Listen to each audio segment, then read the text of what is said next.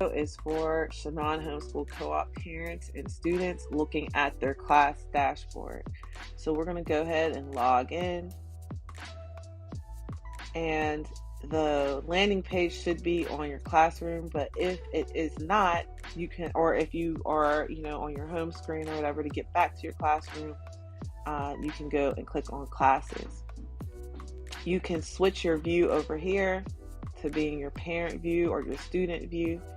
If you're on your parent view, you're going to see all the classes that your students, your children are signed up for. You're going to see all their assignments.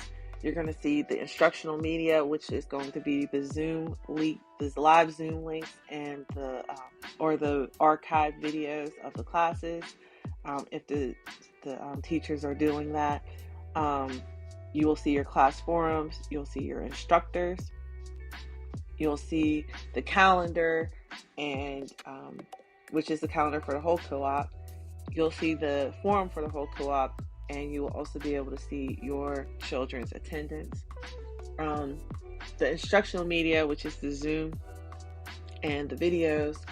Okay, so one of the things that I thought with this would be that if I clicked on here, the Zoom link for class, that it would take me to the actual Zoom link, and it does not do that. So I'm going to show you that right now. So if I click here on this link, what it's going to do is going to take me to the class page, and then I'm going to still have to go to instructional media and then click on that Zoom link. Okay, so it says that there's a Zoom link there, but you're not able to just click it from that page. Okay, so I just want to show an example of one of the classes. We have a demo class here that I have Africa registered for, and you're able to see what your teacher's description is, and any announcements that they're making.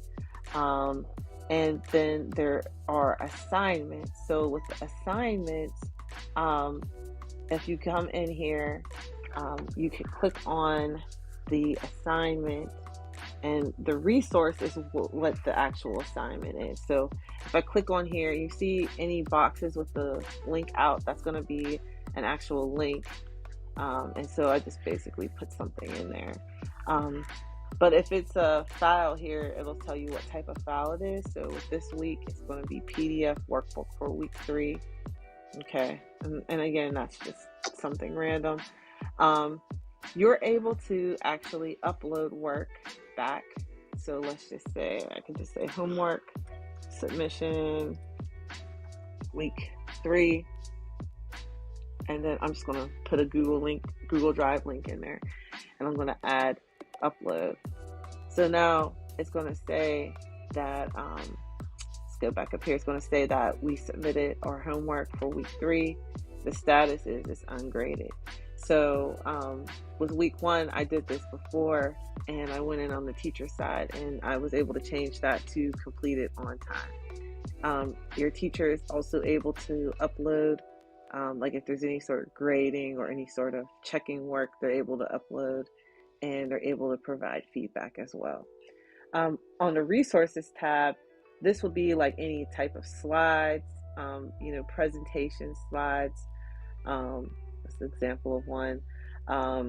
Workbooks, if there's any workbook resources, anything like that could be under the resources tab. Instructional media, now this is going to be our Zoom links for our classes. This is where this is going to be housed.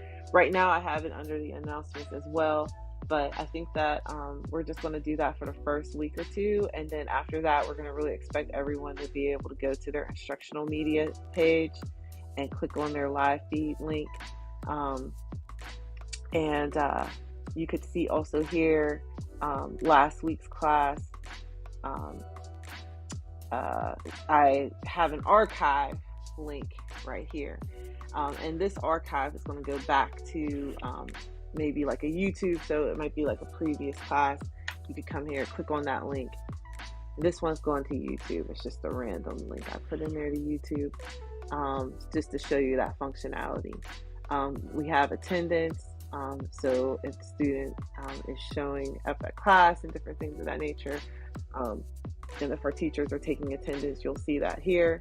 And assessment. So if there's any sort of assessment for the class, any sort of grading or anything, you'll see that under assessments. And the last thing to look at is the class forum. This is specific to the class, so you're able to add a thread, or you're able to go into a thread and you can actually click on post to thread. So that's how our classes are going to work. Again, we're going to try to keep our Zoom link in our announcement section at least for the first couple of weeks, if not the whole time, just so that parents are able to make it to the Zoom. We need you all to be on the Zoom, and so we don't want it to be too hidden that you can't find it. Announcements will also say like, hey, don't forget your paint this week, or don't forget this specific thing that might be needed for the class. And if there's any sort of cancellation for the class for that week, that'll probably also show under the announcement section. And you will also receive an email from your instructor in the case that would occur. If you need to contact your teacher to tell them maybe that your child is not going to be in class, you could click on the teacher's name and you will see the teacher's email address at the top of the page, so you're able to communicate with the teacher directly.